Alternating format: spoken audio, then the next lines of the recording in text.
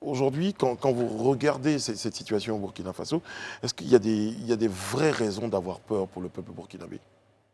Il y a des raisons d'avoir peur, au risque de répéter ce qu'on vient de dire tous ensemble. Il y a une sorte de malédiction de la classe politique burkinabé.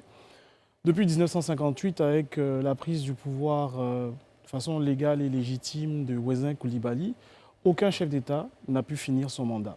Alors laissez-moi être un peu long pour les citer, pour essayer d'édifier un peu les téléspectateurs.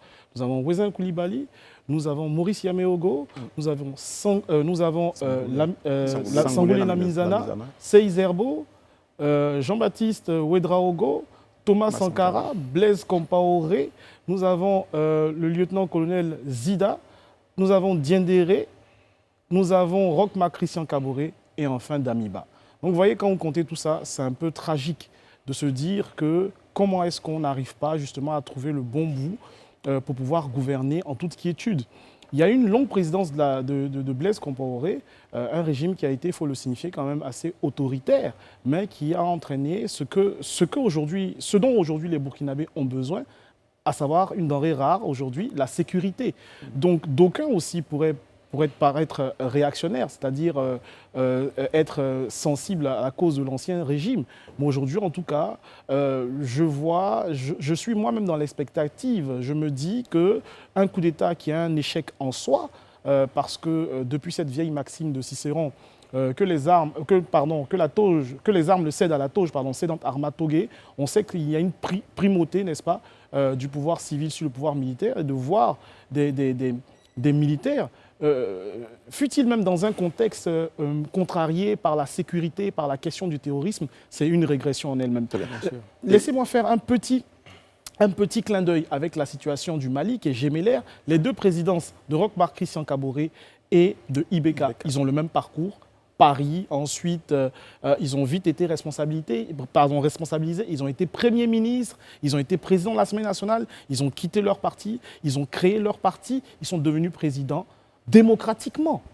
Et aujourd'hui, on voit que la démocratie, entre guillemets, ne marche pas. Donc il y a un souci en l'espèce. Élisée Boulougbo, il est formel là-dessus. Rien, absolument rien, ne devrait justifier un coup d'État. Je dis, absolument rien ne devrait justifier un coup d'État. Mais la preuve, on a fait un long chapelet de chef d'État et d'auteurs de coups d'État.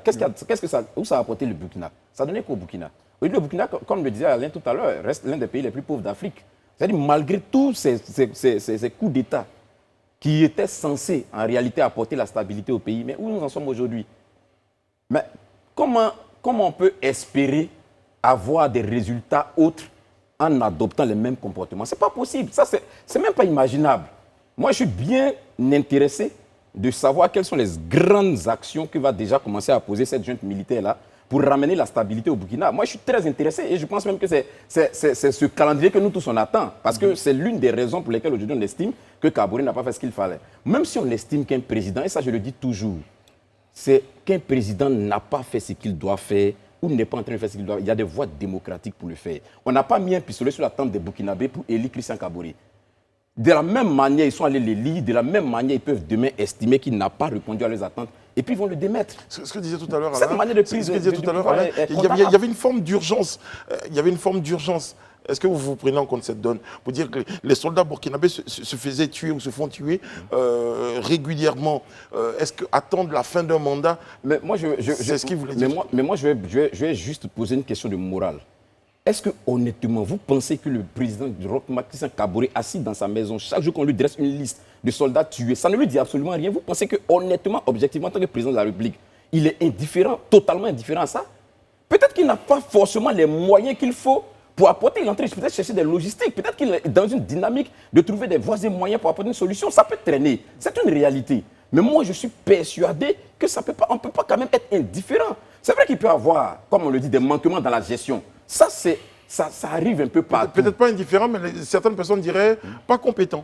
C'est possible, c'est des possibilités. Mais comme je le disais tout à l'heure, est-ce que Christian Kaboré est tombé du ciel pour être le président du Burkina? Il était élu par des Burkinabés, par la majorité de ceux qui ont voté, qui sont des Burkinabés, qui ont choisi de lui faire confiance. Si aujourd'hui, ceux-là, ils estiment qu'il ne mérite pas d'être là parce qu'il n'est pas compétent, bien qu'il a fait preuve d'incompétence, mais ils ont ce droit-là à eux de mettre fin à son mandat.